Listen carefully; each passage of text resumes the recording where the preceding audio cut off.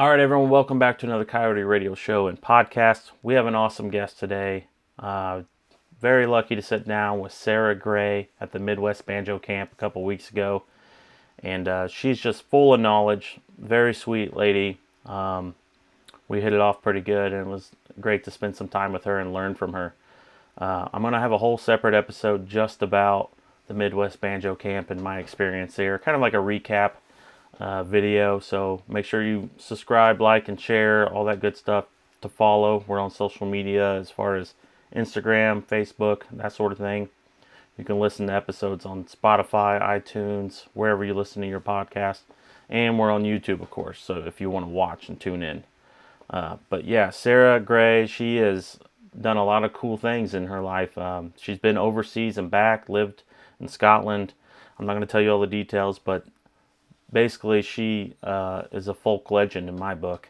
And she's accomplished a lot of great things, and she's passing it forward at these camps and old time festivals and things like that. So it's very, like I said, very honored to sit and learn from her. But yeah, thank you for the support. Let's go check out this little interview, and we'll catch you later. Play a little bit of Henry Reed's A&F Reel.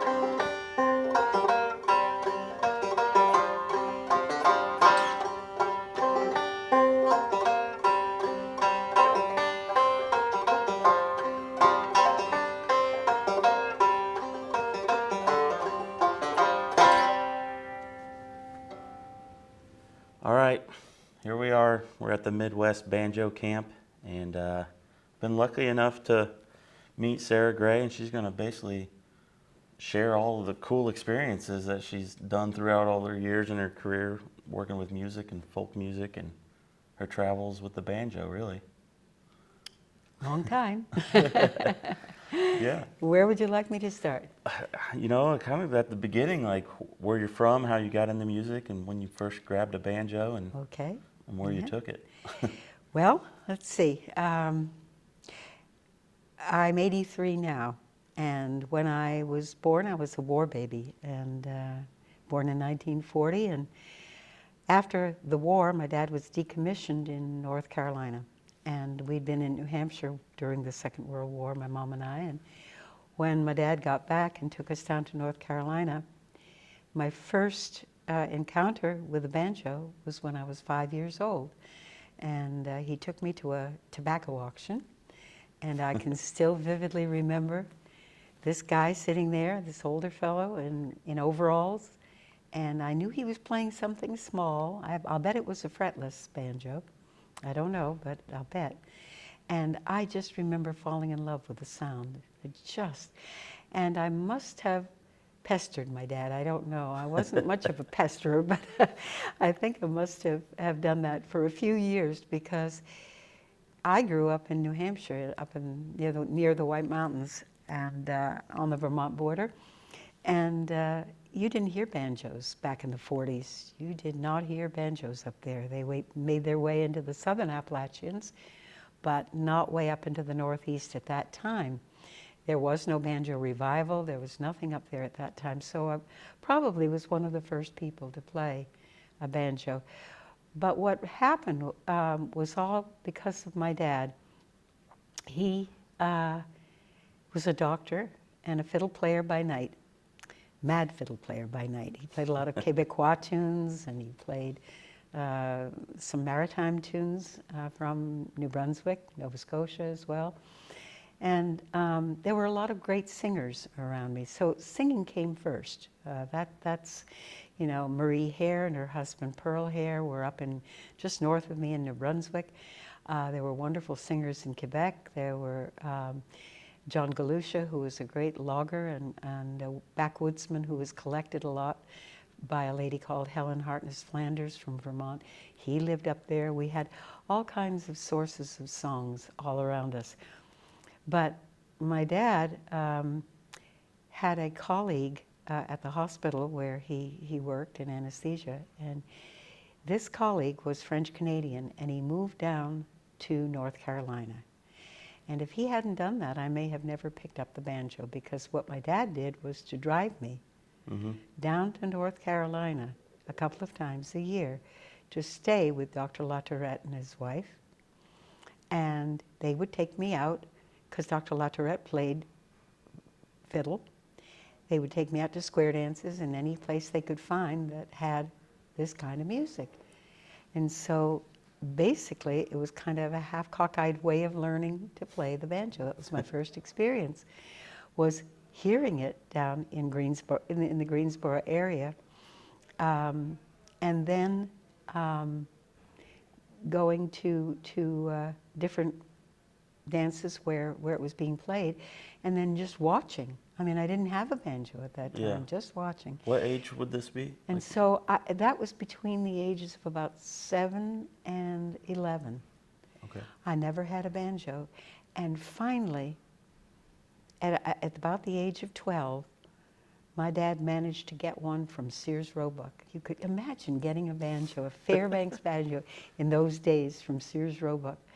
I mean, you could buy Art Deco houses from Sears Roebuck in those days. It was unbelievable. And I just messed around with it. I didn't know exactly. I tried to copy what these guys were doing down there, but, I had no lessons. I had nothing to go by except watching them twice a year. That's all I had. But I had a pretty good ear, and I did a lot of singing, so I would just kind of create my own way of playing clawhammer and frailing and doing the best I could with it, and just basically kept going. And I formed a band in high school. We thought we started to collect some songs and tunes, and square dances were very popular in New England, fortunately. And there was a guy across the river. I grew up right on the Connecticut, which separated Vermont and New Hampshire. And this guy's name was R.J. Plunkett. What would you believe? He was all Vermont fiddle champion for a number of years. He was a great player. His family came from Ireland originally, I think.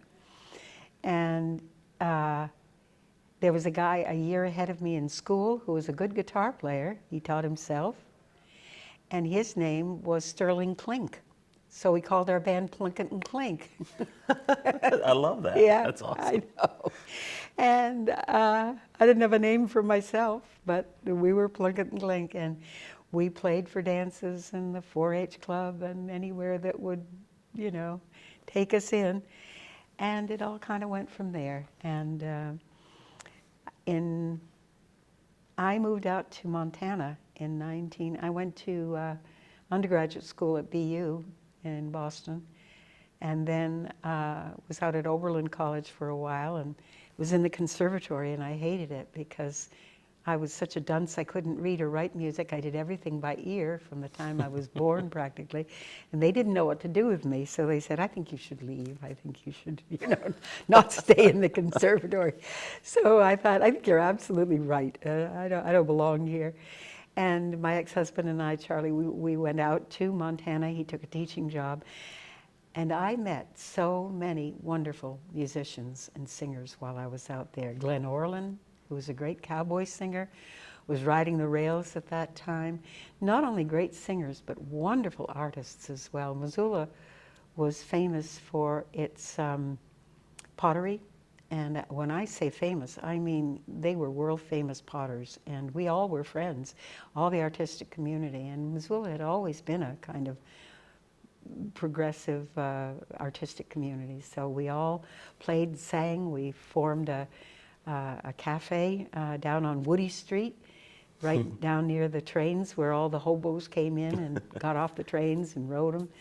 And they would come in, and that's where Glenn Orland would come. He'd come in, give us a song or two, and then get back on the trains. And he rode the rodeo circuit at that time. And Fiddler Bob Beers, who was from the East originally, he and his wife were living in a log cabin outside of Missoula in the valley and in Patty Canyon. And we just had wonderful sessions, absolutely brilliant. And Bob and Evelyn went back east and formed the Fox Hollow Festival, which became very famous. And I was involved with that for a number of years. But after Missoula, my marriage dissolved, and I was at sixes and sevens about what to do. And I had okay. Hold on. It's a motion detector. There we go.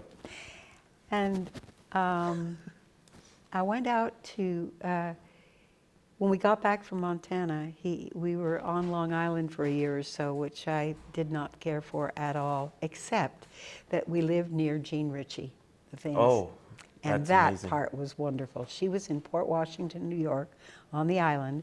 She had married George Picot, a famous photographer from New York. Most unlikely combination. She was from Kentucky, and but I got to know Jean very well. And my ex-husband, being a music teacher, he did all the notation for her book, A Celebration of Life. Those were all songs that she had either written or adapted that had traditional tunes to them. And she didn't read or write music very well, didn't do notation very well, so Charlie did, my ex-husband did. So we still have the original manuscripts of a lot of the songs that went into that book. Really? And it's priceless. I've done a lot of workshops over the years with my son Kieran at festivals on her material. Just incredible. But anyway, when the marriage broke up, I decided to take myself to Scotland. It was a big decision, but it was something I had in the back of my mind for a long time because I wanted to know the source and the origin of these songs. I wanted to go to the place where they came from. I wanted to seek them out. I wanted to find out what made them tick, what happened to them once they left the shores of Scotland and Ireland and England. So 1970, I took myself over, and it was hopping in Scotland. I mean, it was unbelievable. I couldn't have picked a better time. I honestly couldn't. It was remarkable. Ali Bain, the famous fiddler from Shetland, had just come down out of Shetland and was in Edinburgh. Cathal McConnell from Ireland, the greatest flute player and singer who'd ever lived, had just come over, and they started forming a band. And Mike Whalens from the borders of Scotland, he and Ali Bain started playing together, and I just arrived at a wonderful time. And because I sang traditional music, I was accepted in. Yeah. I kept a very low profile as an American because I must say that America did not have, and in many ways still doesn't have, a huge, I don't know how to be delicate about this, but No, I know exactly what you mean. If Yeah. you know what I mean, I had to. I was careful, and I was careful not to let anything, I let my ego interfere. Anything. I just wanted to know these people, share songs with them. I became very, very close to two women, mother and daughter, and a woman here at the camp just asked me if I knew her. Her name was Jeannie Robertson, and she came from Aberdeen, and she was the greatest ballad singer to ever come out of Aberdeen. She was a member of the traveling community. Some people call them gypsies, they call them travelers in Scotland. And her daughter, Lizzie Higgins, was also an incredible singer, what they called a piping singer, a piping style of singing, very true and very direct, like a pipe, like a piping tune, very almost not piercing. That's not a good word, but just smooth. Absolutely, yeah, and carried. Oh my God, it was just unbelievable. But Jeannie had a much more. I won't say trained voice, but she had a somewhat of a vibrato. She wasn't trained or anything, but a very, and a very deep and rich voice. They had quite different types of voices, but she would not let Lizzie sing her songs. And she used to make her stand in the corner and sing to the wall until she reached a certain age, and then she could come out and sing. And do you know that Lizzie sang that way forever? When Really? she would sing in a concert, and she was probably was as great as her mom, was the greatest ballad singer to come out of Scotland, and she's my son Kieran's godmother. And she used to stand in front of an audience, and just before she would sing, she would turn to the wall. It was just habit, Yeah. having to sing that way. And then she would twirl around and just open her mouth and sing. And it just made your hair stand on end. It was just amazing. And I was so lucky. Jane Turriff, who was a traveler as well, a blind woman, who was an incredible singer. I was so lucky. Jimmy Macbeth, he was a great busker from Glasgow, and he used to busk for his own concerts. He'd go outside and busk and Right then run in before. and do the concerts. And they were great. And so many folk clubs started to open, venues that were held in pubs, basically, all the way from London, all the way down into the southwest corner of the West Country in England, all the way up through the Midlands and Manchester and all over, not this Manchester, but Manchester in England. And probably this was named after it, I don't know, but and it was just absolutely wonderful. And my son Kieran and I were living in Selkirk, in the borders of Scotland. The Tweed separated, the river separated England and Scotland. And I learned a lot of Scottish ballads that were famous along the Tweed River, just amazing. The Dowie Dens of Yarrow. Yarrow was a place in Scotland where many of the tragic ballads came from, and I just became more and more and more captivated by these incredible songs and gathered more and more of them in my repertoire of, not that I was singing them out necessarily, I was singing versions of songs in venues in Britain of songs that had already come over to America. So I was doing that and completing the bits of the puzzle in a way of where they landed, and sang from all different regions.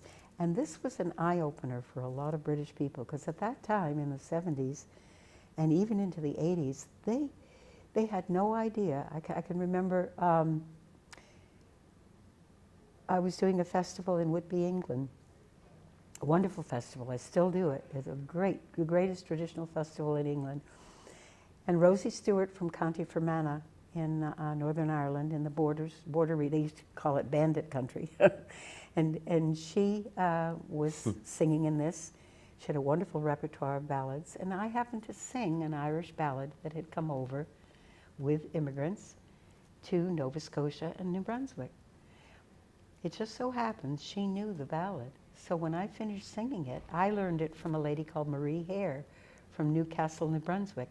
And when I finished, Rosie said to me, "Sarah," she said, that song, you just said that you learned that from a Canadian singer in New Brunswick. I said, that's right, Rosie, I did. And she said, well, but how is that possible? Because the song is Irish. And I said, yeah, of course it's Irish. I told everyone it was Irish. She said, but how can that? I said, Rosie, the songs didn't just drop into the Atlantic. On the other side, they moved. You know, the people, maybe not everybody, but most of the immigrants took not only their furniture and some of their belongings, but the most important thing were their traditions. They took them. They took their tunes, they took their songs, they took their recipes, they took folk medicine. You know, there are all kinds of aspects of things in tradition, not just song and tunes. They took all this with them.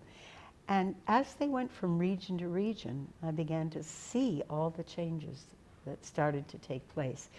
When they went up into northern New England, into my part of northern New England, up near the Canadian border, and up into Canada, where I started to do a lot of collecting from a lot of the Irish in the logging camps, I began to see how closely they were allied with the Scottish and Irish versions, because they were the first, because the immigrants were the first to arrive in that region before they went into the Appalachians, into the Midwest, into the Great Plains, into the Ozarks and West.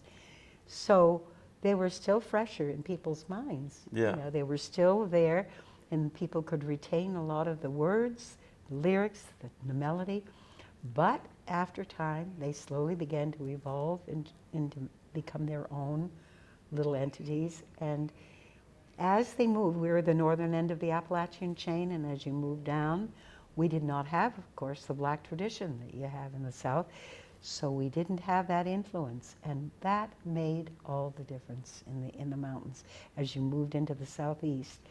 The comparison and the contrast, I mean, it's just enormous. Yeah. It really and truly is.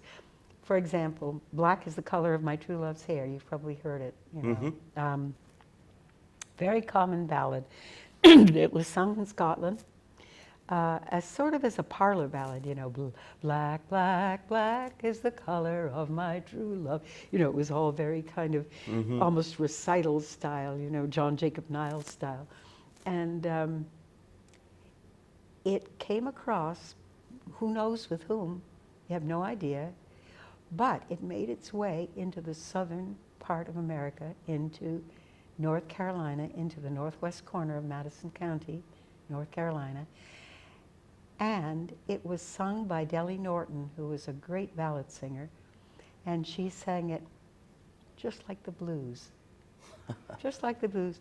Black, black, black is the color of my true love's hair. Her cheeks are like some rosy fair, prettiest hands and the neatest hands.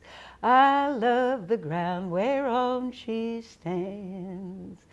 I love my love, and well she knows. I love the ground whereon she goes. If I no more on earth shall see, I won't serve you as you have me. Look how different it is. Yeah. Look at the influence. If that isn't blues, I don't know what is. And that was the influence that made its imprint. And so the difference between the way they sang it there, the way they sang it in New England, which was close to the Scottish and Irish and English way, is enormous. Then that black influence started to disappear as you went into the Ozarks.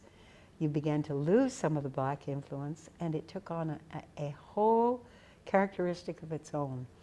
It became less attached to Puritanism, which we had a lot of, and because of that, a lot of ballads couldn't be sung. A lot of Scottish ballads that were, you know, considered a bit raunchy were eliminated. Even in the South, the church had a stranglehold on a lot of what was sung. But by the time they reached the Ozarks, they became quite graphic. And it's just wonderful, sure, to see all these changes. Just remarkable. So that's basically, you know, what's going on. And then it changed even more as it moved into the West. And all the copper mining, Is it okay if I give you an example of one? Yeah, I'm just fascinated that you actually, witnessed that in person. As far as you could tell Oh, when you came over, you were yeah. like, "Hey, that is way different." And you've been able to experience it. Absolutely. That's If I hadn't amazing. lived there, if I hadn't lived in Scotland for the number of years, 46 years, longer than half of my life, I would never have been able to make these Connections like that. and disconnections, all both, everything. And so going into the West changed them even more. For example, I've written a book with a guy called Tom Spears, and Tom came from Aberdeen in Scotland, and we both felt strongly that we should have something that links up Scotland and America and Canada. So we put together a book with two verses with a CD in the back, two verses of 102 ballads and songs from Scotland with two verses and back to back with American or Canadian versions. So, and it's called Migration of Songs from the British Isles to North America. And it was a labor of love, but we have had about 25 renewals of that book. I have had to get, I never dreamed, even at banjo camp I sell them. It's amazing that people, no one has ever really put that into print and put it on a CD so that people can learn them and listen to the differences. Because once you get a couple of verses, you can sing the whole thing. Right. So, but there's one particular song that had its roots in Scotland, and it also had roots in Ireland and England, and it traveled. I'm just trying to think. Probably started in the Northeast because the biggest ballads came from the Aberdeen area, and in Scotland it was called Home Boys Home, and it was just home boys home, home I'd like to be, home for a while in my own country, where the oak and the ash and the bonny rowan tree are all growing greener in my own country. And it's just a jolly kind of nostalgic song. When it dropped down into England, same sort of thing. Home, dearie, home, home I'd like to be, and so forth. Quite similar to the Scottish version. It crossed the pond. I've never heard an Irish version of it, but the Scots and English, both versions crossed over. And in Vermont, I grew up with a gal, Nancy Ballard, and her grandmother was the woman I mentioned, Helen Hartness Landers. And she lived, I was so fortunate that she lived in Norwich, Vermont for a while, directly across the river from me. And she flew by the seat of her pants. She was a collector, probably the greatest collector there was, apart from Frank and Ann Warner, of New England ballads and Canadian ballads. She just flew by the seat of her pants. She had no training in it, had no folklore experience. She just could sense where these wonderful singers were, these sources. And she got one called Raspberry Lane, and it is a version of Home Boys Home. As I walked out in Raspberry Lane, I chanced for to meet with the mistress of fame. The oak and the aloe are a pretty plant and tree, and they're all growing green in North America, and it's home, dearie, home, and it's so forth. You can hear the connection between Scotland. The names of the trees change every time it moves from one region to another. The Scottish trees are different than the English ones over, and they changed to the oak and the ash when they finally reached Vermont. So you had that. Then, when I was living out in Montana in the 60s, there was a fellow by the name of Chester James. He was a wonderful singer. He came from Indiana, actually, originally, and he was living in the West for his health. And we did a festival together. He was in his late 70s, I think, at that point.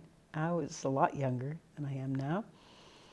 And we went to a festival in Willcox, Arizona. That's the ranching area, and it's the copper mining area of Arizona as well. And we went there to do this festival. And while we were there, we just happened to sing Raspberry Lane. And an old guy with a yellow, I'll never forget, a yellow handkerchief around his neck in cowboy boots and a Stetson came marching up to us afterwards.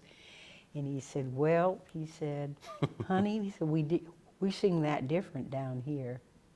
And he proceeded to sing a Western version Oh my gosh. of the song. And he called it Freighting from Willcox to Globe.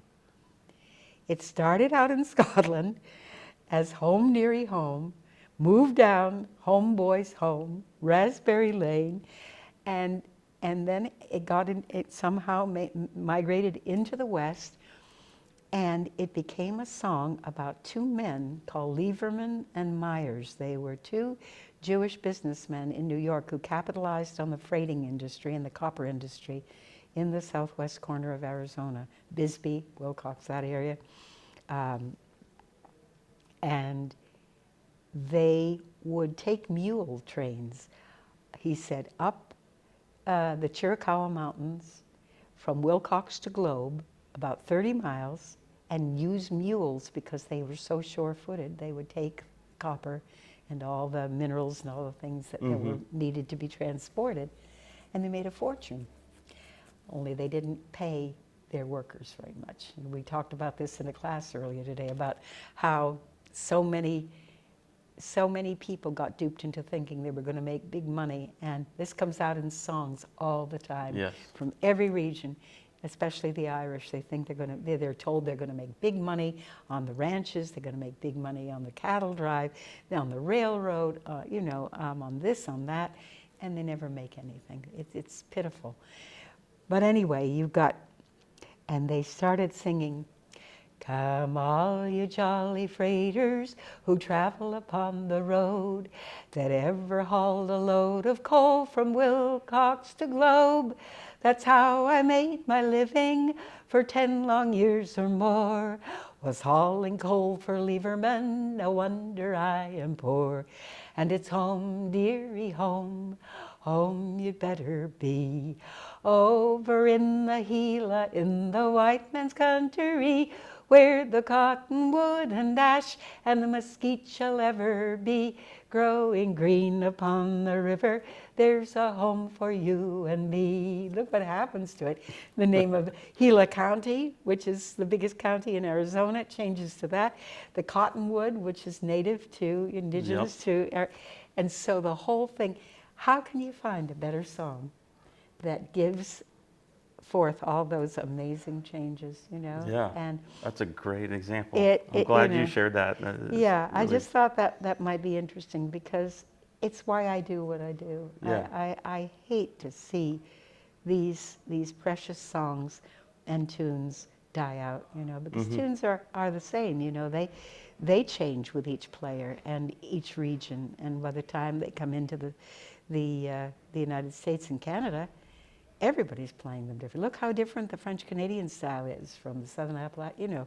Every region is different. Sometimes you get several different styles within one region. It just depends on who's singing, who's playing.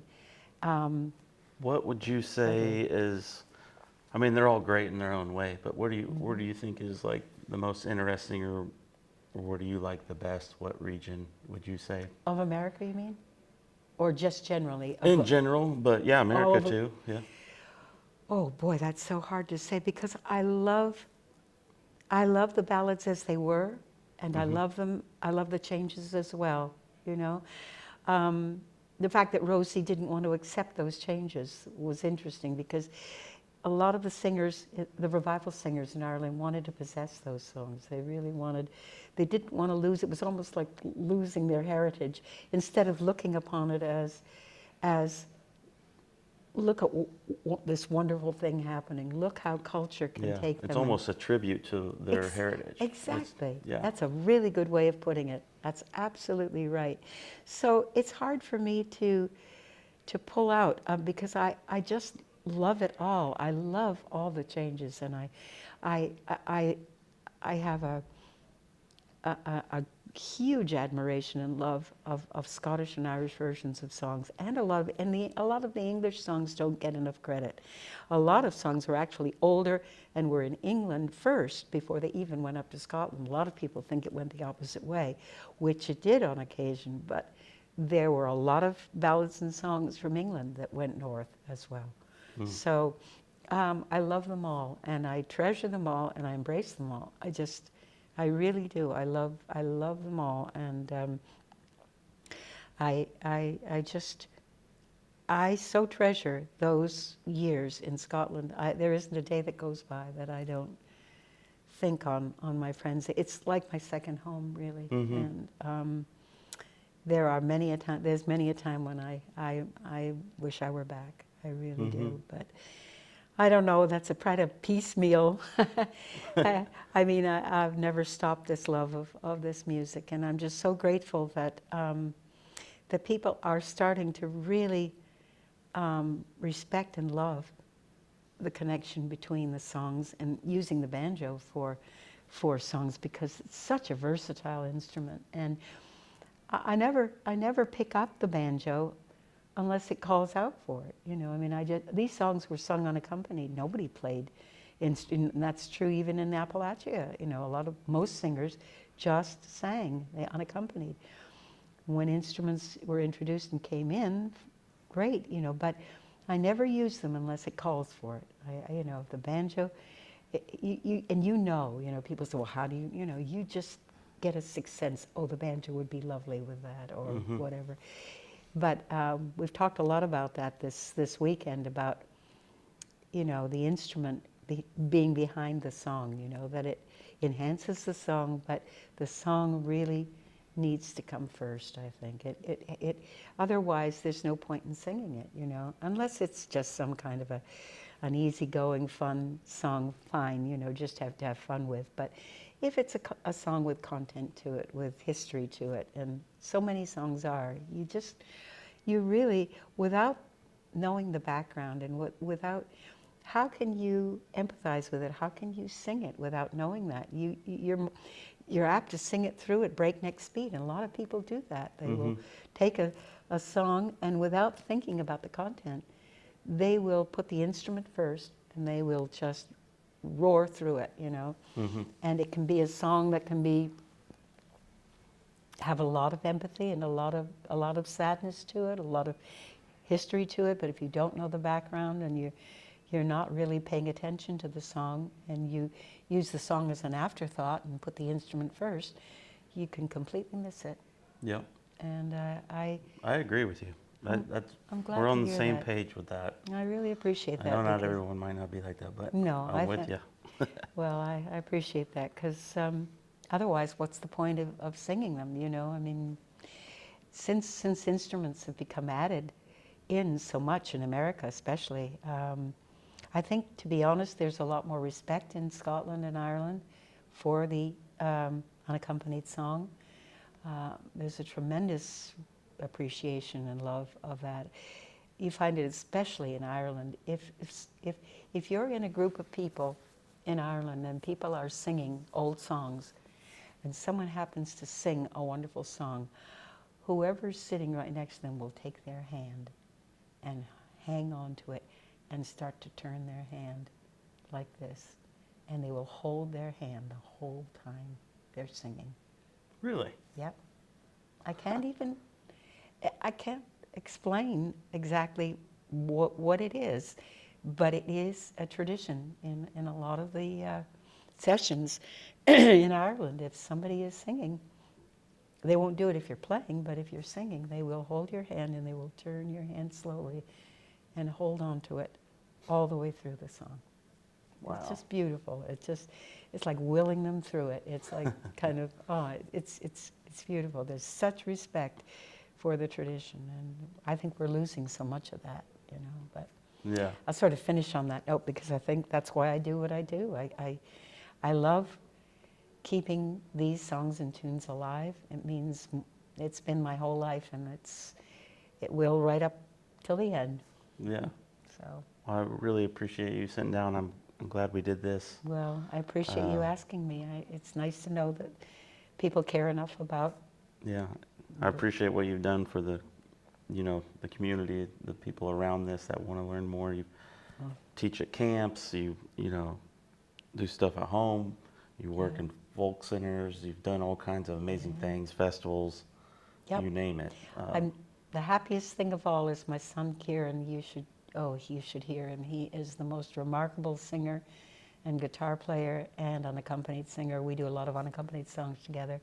And we're preparing for a big Americana workshop at Old Songs Festival in just south of Albany, New York, coming up in a couple of weeks. And it will be so wonderful to get back and sing with him, because since he's been little, he has grown up with these whole repertoires of songs, and he has such appreciation and love for what's happened to them. And I know that the songs will be safe with him. Good. It's great. It's just Well, great. before we get out of here, do you mind? Could we play a banjo tune? Yeah, if you want it. Sure, Great. yeah, I'll be happy to. This is a song written by a friend of mine, Andy Mitchell, who came from Ullapool in Scotland in the Highlands. He used to run a wonderful folk club up there, the Ullapool Folk Club, and he won the Edinburgh songwriting competition with this song called Where Will We Gang, Where Will We Go, basically. And it was all about the depletion of the fishing industry in Scotland, just around the time that the European Common Market came into being. And I was living in Scotland at the time, and it made such a difference because Scotland's waters were being overfished by the Faroe Islands, by Denmark, by Sweden, by Norway, it really, they depleted the whole fishing stock, and so this sort of rescued it and set up guidelines for where and who could fish where. I can relate to that living in Maine, believe me. So this is his song, and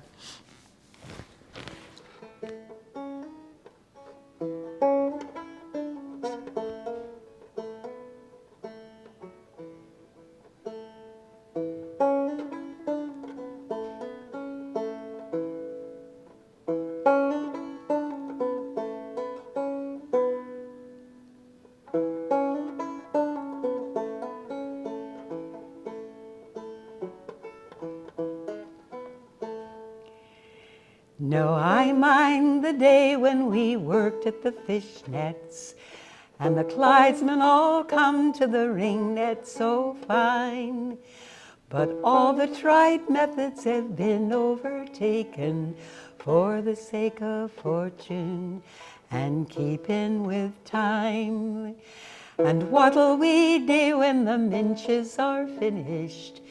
And what'll we do when the herrings are done? And where will we gang, we're pursers and trawlers? How will we ever pay off the bank loan?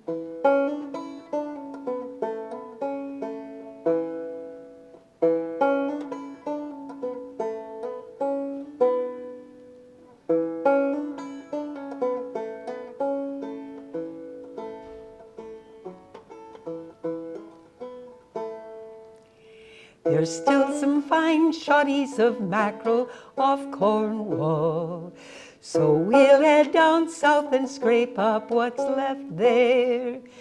And we'll fill the fish hole, we'll ne'er fear the future. Soon there'll be mackerel off Cornwall nae mair. And what'll we do when the mackerel are finished?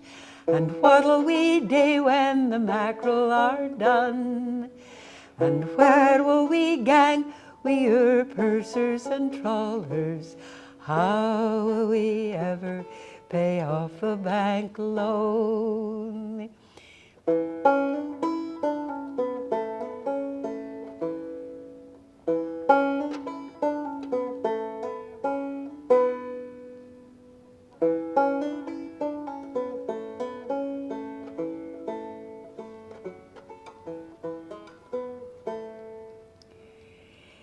Blue whitings in season this year off St. Kilda.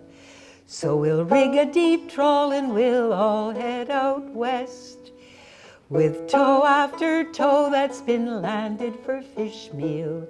Blue whiting will go just the same as the rest. And what'll we do when blue whitings are finished? And what'll we do when blue whitings are done? And where will we gang, we pursers and trawlers? How will we ever pay off the bank loan?